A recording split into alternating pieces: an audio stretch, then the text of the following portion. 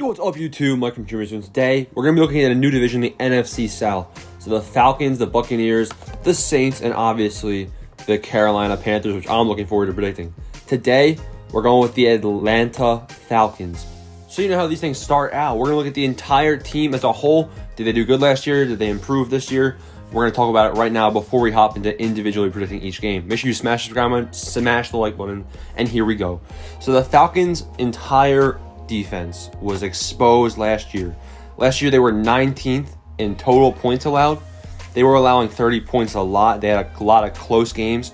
They had 8 one-possession losses last year and had a record of 4-12, which was 4th in their division, obviously. Now, Falcons fans, they were hard on my prediction last year. I think last year I predicted them to get 6 wins, if I believe, and Falcons fans were roasting me in the comments. Yeah, luckily I was right, not surprised, because they had the 29th worst defense in terms of yards allowed. The Atlanta Falcons defense was destroyed last year. They blew 3 leads of 16 or more points, and they lost 4 games where they were winning in the fourth quarter and they lost. They had a bad pass rush and a bad secondary.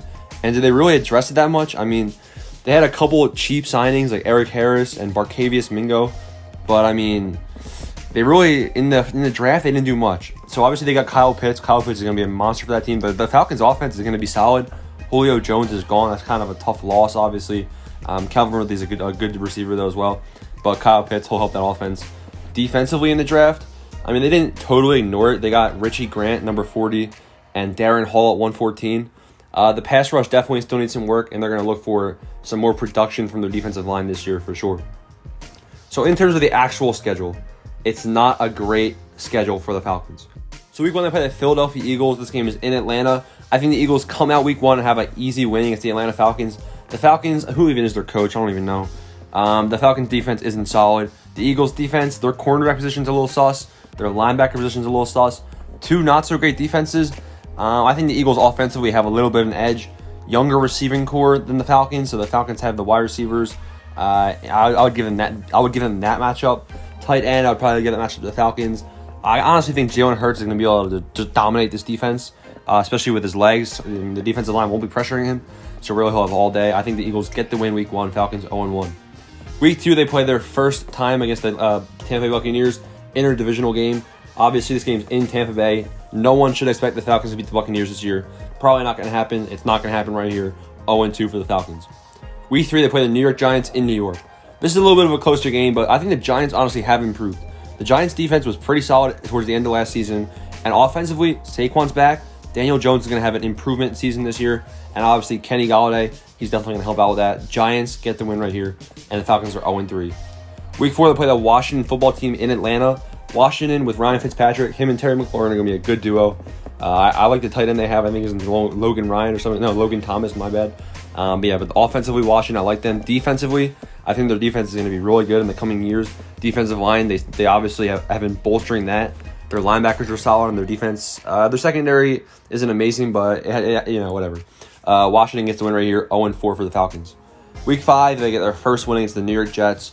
I'm going tough on the Jets this year until I see what Zach Wilson can bring to the table. It basically just has to mesh together. I like their signing of Robert Saleh as the head coach, but besides that, I gotta wait.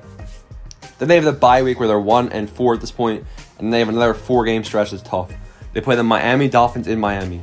Now, I'm not high on Tua this year. I think that, he just didn't look like he can control the offense last year. And I think that they were calling plays way too conservatorily. They have to let him air it out a little bit, but clearly, I don't know if he's able to do that. The Dolphins' defense, though, last year was forcing a lot of turnovers. I think they'll have a good defensive game right here. It's a good matchup, but I definitely like the Dolphins' odds. I think they have a stronger roster in terms of offense and defense combined. Falcons are going to lose this one right here, 1-5. Then the Carolina Panthers, this game's in Atlanta. I don't have high hopes for the Atlanta Falcons versus the Panthers this year either. It's a tough division. I think Carolina's going to be the most improved team in the league potentially.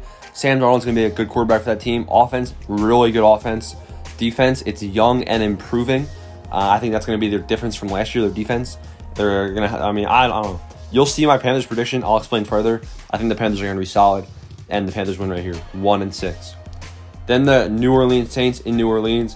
The Saints are probably going to have Jameis Winston at quarterback. Now, Jameis Winston, he might even be better. He might be better than Drew Brees, honestly, for this season, of course. Drew Brees just looked tired last year, which is why he retired, obviously. I think that Jameis Winston and Taysom Hill are going to be a decent duo.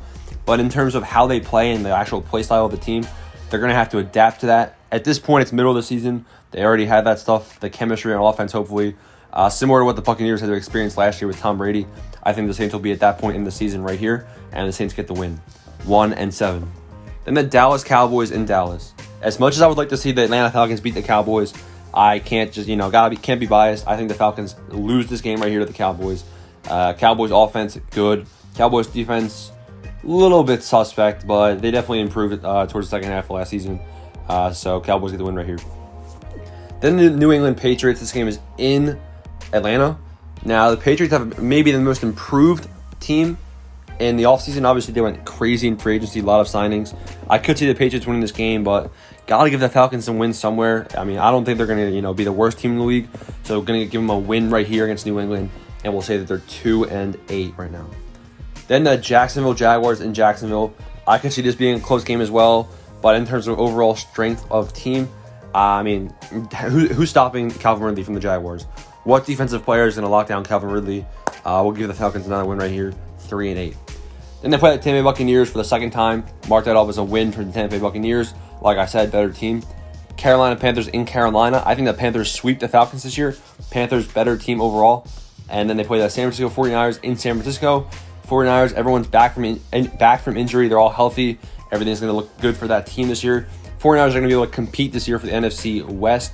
That's going to be, you don't want to miss that prediction. It's going to be solid. And 49ers get the win right here against Atlanta. 3 games left, and currently I believe they're 3-11, so not looking great. They play the Detroit Lions in Atlanta. Honestly, Jared Goff could come in here and win this game. Doesn't really matter. We'll give it to the Atlanta Falcons. Like I said, name 3 Lions receivers. I can't either. Well, I mean, I can because I did my research, but trust me, you don't want to even hear the names of those receivers in Detroit. So Lions don't win that one. The Falcons do, which makes them 4-11. Then the last 2 games, they play the Buffalo Bills in Buffalo. Tough one. That's a loss.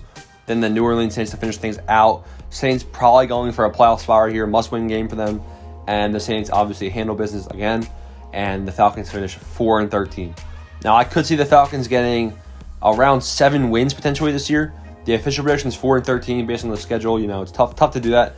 Tough to give a loss to any of these teams that they're playing. But I think that the Falcons could potentially get 7 wins this year, maybe 8. Last season, they had a lot. Like I said, they had 8 one-possession games that they could have won. But like I said, official prediction 4-13. Let me know what you think down below. Thanks for watching.